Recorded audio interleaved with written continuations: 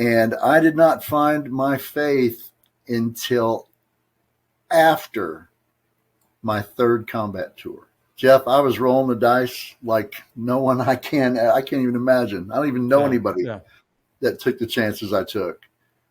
I thought I was the captain of my own ship, and guess what? Every time I drove, it ran aground. You crashed it, yeah. Yep. Amen. Every time.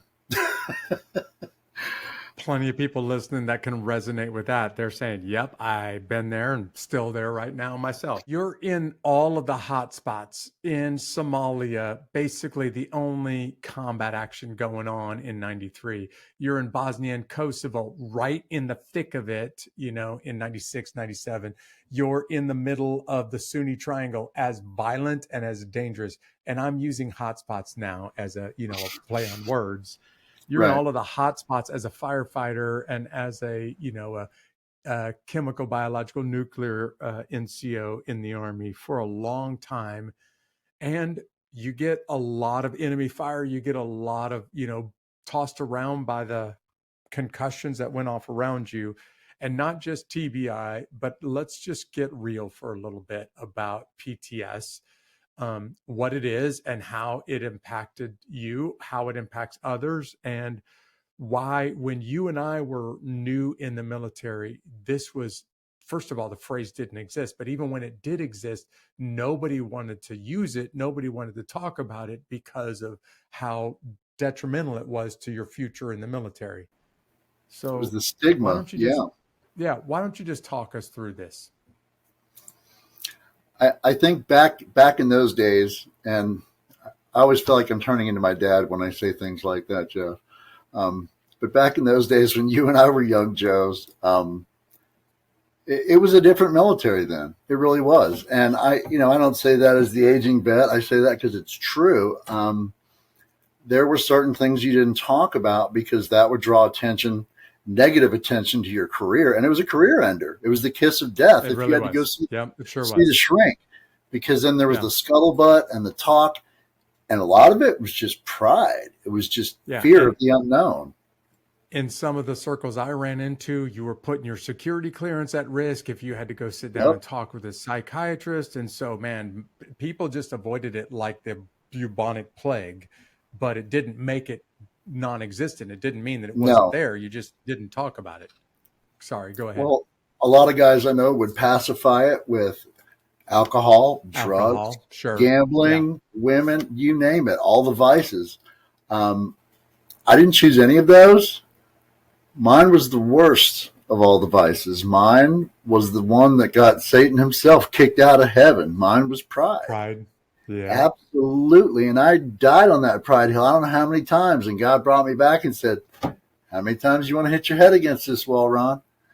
I mean, you can do it again. I'm going to love you again, but you really don't have to. And it's just, it brought me to a place where I became suicidal. Yeah. And I locked myself in a room for 3 days. And my daughter was on one side of a door. And my wife was on the outside of this garage door. And they did not leave me for 3 days, Jeff. Wow. And I had a pistol in my mouth. Yeah, I was ready. I had already made that decision. So, and for people who don't understand it, when you make that decision, everything else is now behind you. You're not thinking about the people you love. You're not thinking about family. Right. It's all fog. You're not thinking about any of that.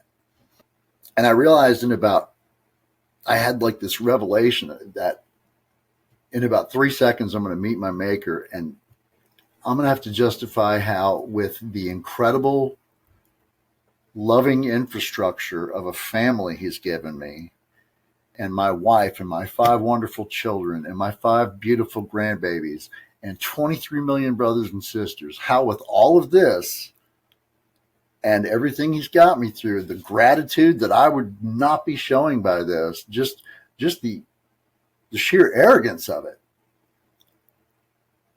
Not even I could sell myself on my pride at that level. And I shot my pride dead where it stood, because something had to die that day, and it was going to be my pride. And it's the best decision I ever made. Wow. You're blowing my mind right now, Ron. This is fascinating. I was just thinking when you were talking, if you want to know what real love looks like, it's a daughter that's on one door and a wife that's on the other door, and they're not leaving you for 3 days while you're going through a really dark, maybe one of the darkest moments of your life. And instead of thinking about themselves, they're thinking about you. But very few guys or gals that are at this point, when you get the pistol in your mouth, you basically settled in your mind what you're going to do next. You're there. Very few people ever turn back from that moment. Some do, Right. very, very few do. And the few that turn back from that moment, most of them turn back because they're scared. So as you're talking, I'm fascinated now about why you're thinking through taking your own life this way and how selfish it would be, um, in spite of everything that you've been given, to pull the trigger when it's most people that are going through that kind of pain. All that they want to do is make the pain stop, and pulling the trigger, although it is you can't come back from this incident, it's the only thing that they can come rationalize that's going to make the pain stop.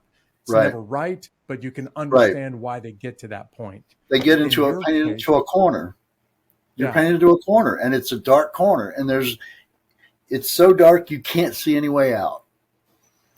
man, we're going to camp here, Ron, because there are some Yes, people who sir. are in a really dark place right now. They're listening to this episode. And to be honest, I don't even know who they are, but there are some that are driving, they're sitting there listening to this or watching this, and they're saying, I'm really close to doing the same thing. So, Ron, I need you to help them understand how one of two things we're going to die today. Either I'm going to actually pull the trigger, or something inside of me that makes me want to pull the trigger is going to have to die. Both of these things can't survive.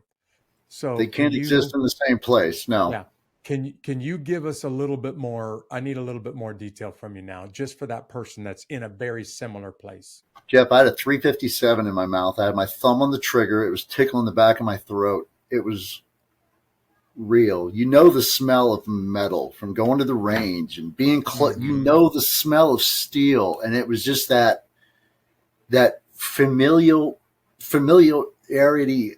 that hit me like a brick, and it reminded me of days on the range, which was actually a better time than where I was currently at.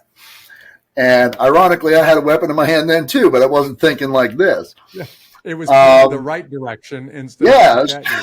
Yeah.